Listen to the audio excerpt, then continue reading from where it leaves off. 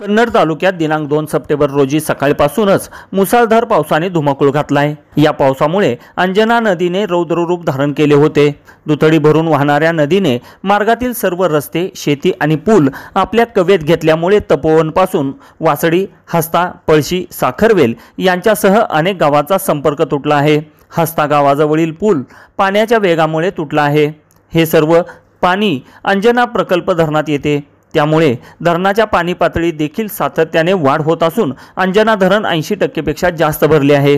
तसेच भिलदरी, नादरपूर, कोळंबी, जवखेडा या गावांसह फुलंब्री तालुक्यातील अनेक ठिकाणी शेतीचे देखील मोठे नुकसान झाले आहे।